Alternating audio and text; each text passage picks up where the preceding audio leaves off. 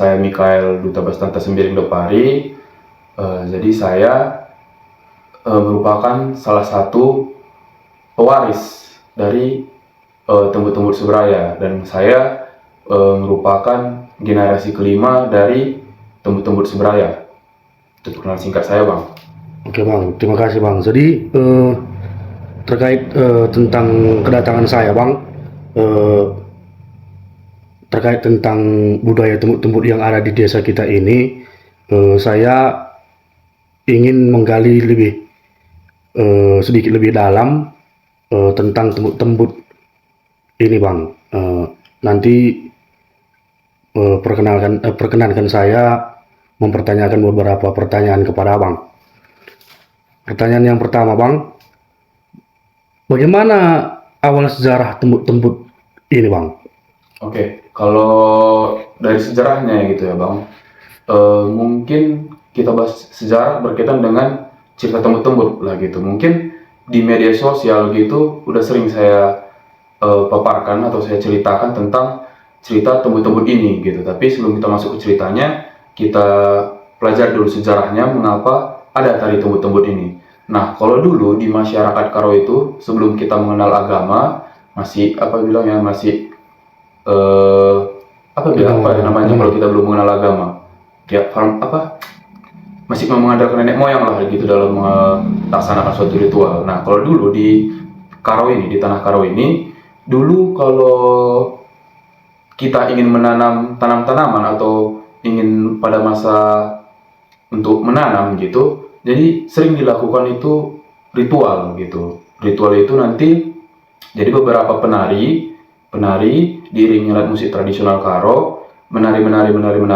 Nah, penari itu akan kesurupan gitu. Maksudnya kesurupan kayak dimasuki roh atau leluhur nenek moyang kita gitu. Nah, di penari itu orang itu memakai topeng.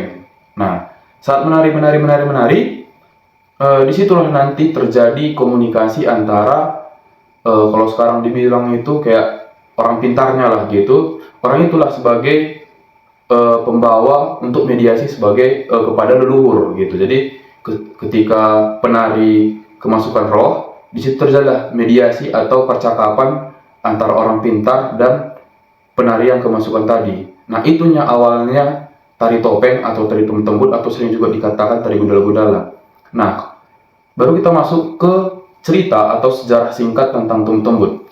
Kalau cerita tembut-tembut ini sebetulnya sudah banyak ceritanya beredar gitu, dan banyak juga versinya sudah tersebar gitu. Cuman yang sering saya paparkan dan memang ini ceritanya.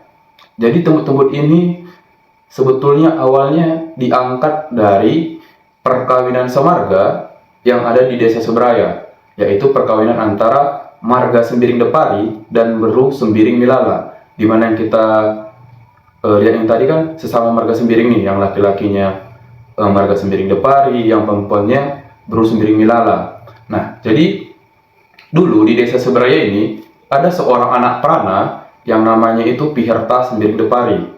Nah, namanya Piherta Sembiring Depari itu seorang anak muda, ya. Dia menyukai seorang gadis yang memiliki Beru Sembiring Milala.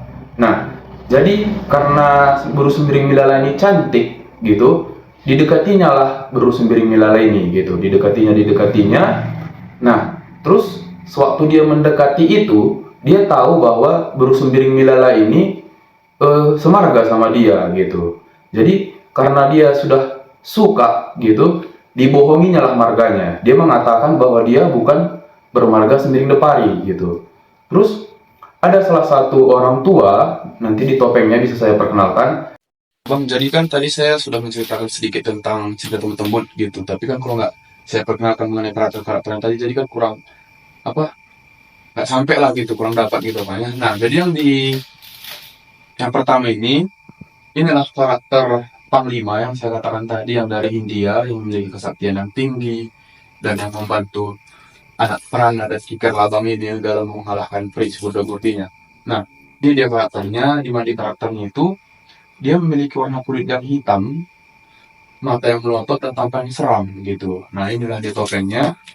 Nah, baru yang topeng kedua ini Inilah karakter dari anak perana atau anak muda tadi yang dinamakan Ki Hartasnendepari. Baru kita masuk yang topeng ketiga. Inilah karakter dari si muda-muda atau wanita tadi, yang perempuan tadi yang memiliki paras yang cantik gitu. Nah, kita masuk ke yang topeng keempat, orang yang keempat ini. Nah, itulah karakter dari Ki Gerlabang. Nah, kalau kita perhatikan dari ketiga topeng ini, dia memiliki bentuk yang berbeda gitu. Jadi dulu wanita tua ini dia memiliki badan yang kerdil. Nah, bisa kita lihat itu kayak bentuk kepala juga beda dari yang lain. Dan yang paling ujung, itulah bentuk dari kepala parut berisi kuda putihnya gitu. Nah, jadi kalau kita perhatikan ini, dominan itu warna kuning dan warna hitam. Kenapa?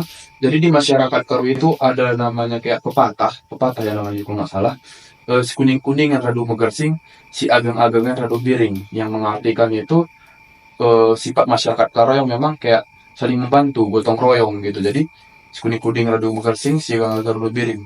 Jadi jika salah satu dari mereka mendapat penghasilan baik, jadi semua harus baik. Jika salah satu dari mereka mendapat penghasilan tidak baik, semua harus mendapat tidak hasil baik. Jadi sebenarnya kayak kebersamaan itu ada. Itu melambangkan kenapa dominan warna hitam, kuning di karakter tombol ini. Nah, kalau kita perhatikan lagi di setiap topengnya ini, itu ada makna-makna tersembunyi gitu.